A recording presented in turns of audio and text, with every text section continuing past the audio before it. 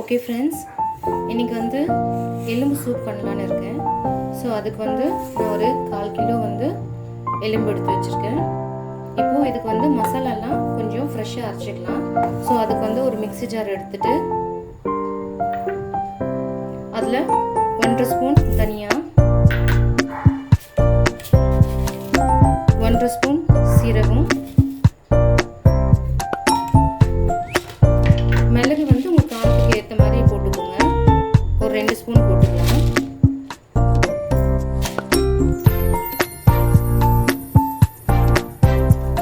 ஒரு பச்சை மிளகாய், கொஞ்சமாக இஞ்சி, கொஞ்சமாக பூண்டு, கொஞ்சம் கருவேப்பிலை, லைட்டாக கொத்தமல்லி காம்பு. இதை வந்து அரைச்சி எடுத்துட்டு வந்துடலாம். இது அரைச்சோன்னா இப்படி இருக்கும் நம்ம, அதனால இதில் கொஞ்சம் தண்ணி ஊற்றி அரைச்சிக்கலாம். ஓகே, தண்ணி ஊற்றி இந்த அளவுக்கு நம்ம நைஸாக அரைச்சி எடுத்துக்கணும். அப்போ தான் நம்ம சூப் பண்ணும்போது மசாலாலாம் நம்ம கடிப்படாமல் இருக்கும். ஸோ இப்போ நம்ம சூப் எப்படி பண்ணலான்னு பார்க்கலாம். ஸோ முதல்ல ஒரு குக்கர் வச்சுட்டு ஆன் பண்ணிக்கலாம். ஸ்டவ் ஆன் பண்ணிட்டு கொஞ்சமாக எண்ணெய் விட்டுக்கோங்க. ஏன்னா மட்டன்லேயே வந்து ஆல்ரெடி ஆயில் வரும், அதனால கொஞ்சமாக எண்ணெய் விட்டுக்கோங்க.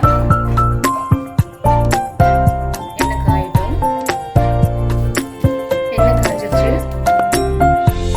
ஸோ சிம்மில் வச்சுட்டு ஒரு 1/2 ஸ்பூன் சோம்பு போட்டுக்கோங்க.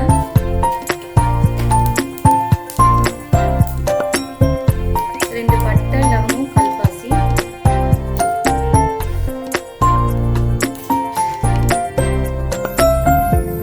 கொஞ்சமாக நான் சின்ன வெங்காயம் எடுத்திருக்கேன். சின்ன வெங்காயம் போட்டுக்கோங்க.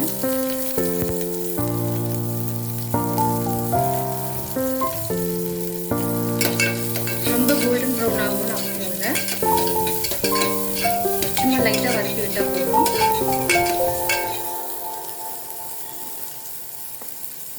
கொஞ்சம் தக்காளி,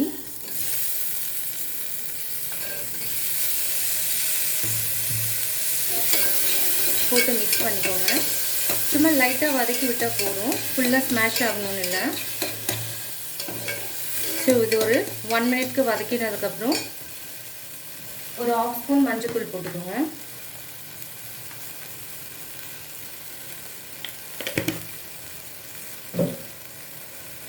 இதில் நம்ம க்ளீன் பண்ணி வச்ச எலும்பு போட்டுக்கலாம்.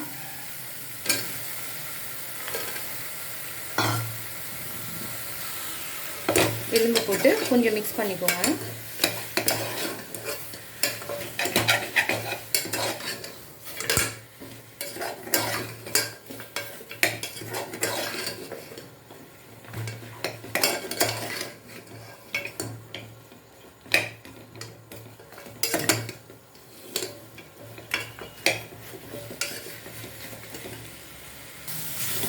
இப்போ நம்ம அரைச்சி வச்ச மசாலாவை இதில் ஆட் பண்ணிக்கலாம்.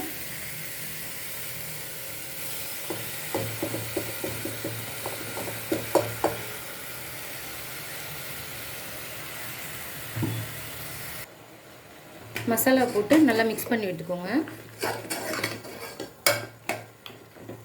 இதிலே வந்து கொஞ்சம் கருவேப்பிலை,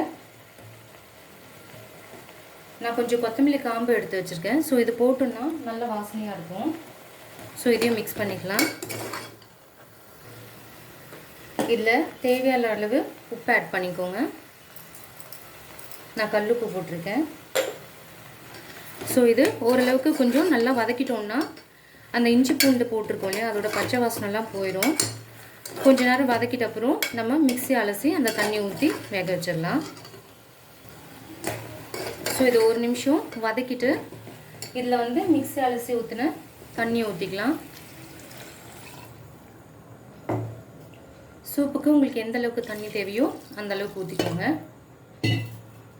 ஸோ மிக்ஸ் பண்ணி விட்டுட்டு இப்போ நம்ம ஒரு 10 விசில் விடலாம். ஏன்னா நான் வந்து எல்லாமே எலும்பாக தான் போட்டிருக்கேன். ஸோ அதில் இருக்கிற சாரெலாம் வந்து ஒரு 10 விசில் விட்டோன்னா, இன்னும் சிம்மில் வச்சுட்டு விட்டோன்னா இன்னும் நல்லாவே இருக்கும். அந்த எலும்பில் இருக்கிற சத்தெல்லாம் வந்து நம்ம சூப்பில் இறங்கியிருக்கும். ஸோ நான் ஒரு 10 விசில்ஸ்க்கு அப்புறம் நான் காட்டுறேன். மட்டன் நல்லா வெந்துருச்சுங்க. ஸோ இந்த டைமில் நீங்கள் உப்பு சரி பார்த்துக்கோங்க கரெக்டாக இருக்கான்னு. இதில் வந்து நம்ம தண்ணியாக இருக்கும் சூப்பு. ஸோ இதை வந்து நம்ம கொஞ்சம் திக்காக குடித்தோம்னா இன்னும் கொஞ்சம் நல்லா டேஸ்ட்டாக இருக்கும். அதனால நான் கொஞ்சம் ஒரு 1/2 ஸ்பூன் கார்ன்ஃப்ளவர் மாவை வந்து தண்ணியில் கரைச்சி வச்சுருக்கேன். ஸோ இதை நம்ம அந்த சூப்பில் ஊற்றிக்கலாம். ஸோ இது ஊற்றும் போது நமக்கு இன்னும் கொஞ்சம் திக்காகும். ஸோ குடிக்கிறதுக்கும் நல்லா டேஸ்ட்டாக இருக்கும். ஸோ இது கொஞ்சம் கொதிக்கட்டும். இப்போது சுவையான எலும்பு சூப் ரெடி ஆயிடுச்சு. இப்போ பாருங்கள், கார்ன்ஃப்ளவர் கலந்ததுனால ஓரளவுக்கு திக்காக இருக்குது. ஸோ இது குடிக்க கொஞ்சம் டேஸ்ட்டாகவும் இருக்கும். சூப் ரெடி, வாங்க சாப்பிடலாம்.